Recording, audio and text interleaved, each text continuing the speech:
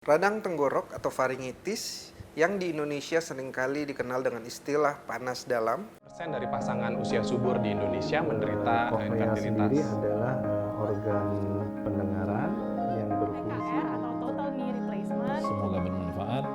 Salam sehat.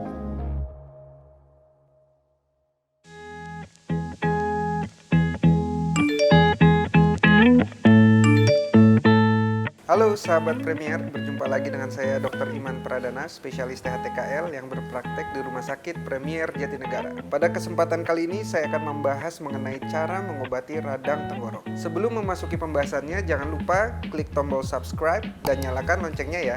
Terima kasih.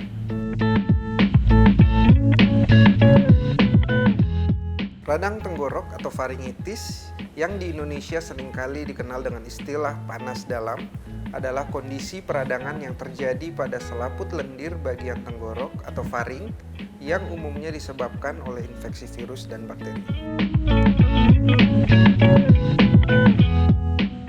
Tenggorok merupakan saluran berbentuk seperti tabung berukuran kira-kira sepanjang hampir 12 cm yang menjalar dari belakang hidung atau yang dikenal dengan nasofaring, bagian belakang rongga mulut atau orofaring, hingga bagian paling bawah tenggorok di mana terdapat struktur saluran napas dan kerongkongan yang dinamakan laringofaring atau hipofaring.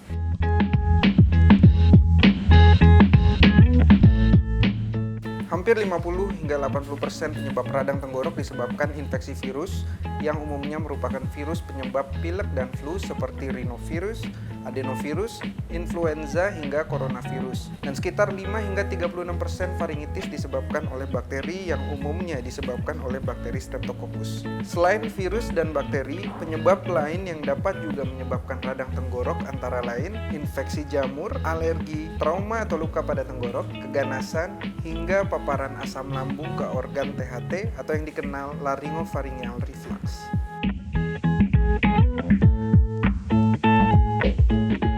Saat mengalami radang tenggorok atau faringitis, biasanya gejala utama yang timbul meliputi sensasi tidak nyaman di tenggorok. Gejala lain dapat muncul umumnya bergantung dari penyebab radang tenggorok.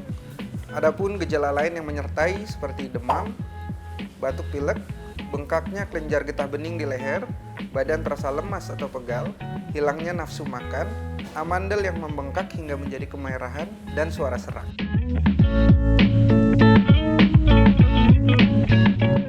Pengobatan radang tenggorok tergantung dari penyebabnya. Radang tenggorok umumnya disebabkan oleh virus yang dapat membaik dengan sendirinya bergantung dengan sistem kekebalan tubuh dalam melawan infeksi. Sebagai pertolongan pertama yang bisa dilakukan di rumah antara lain, istirahat yang cukup, pertahankan hidrasi dengan minum air putih yang cukup, termasuk menghindari kafein atau alkohol, hindari iritan seperti asap rokok, hindari makanan yang pedas, terlalu panas dan berminyak.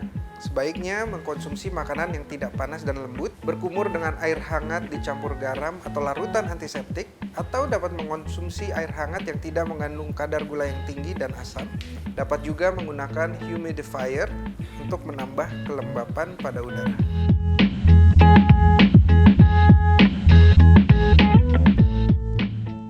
Berbagai hal yang bisa dilakukan untuk mengurangi resiko infeksi yang menyebabkan radang tenggorok antara lain, selalu jaga daya tahan tubuh dengan rajin berolahraga, makan teratur, dan istirahat yang cukup. Selalu cuci tangan dengan sabun dan air setelah dan sebelum makan, terutama setelah berpergian dari tempat umum, atau gunakan hand sanitizer jika tidak bisa mencuci tangan dengan air dan sabun, dan tentunya selalu menggunakan masker.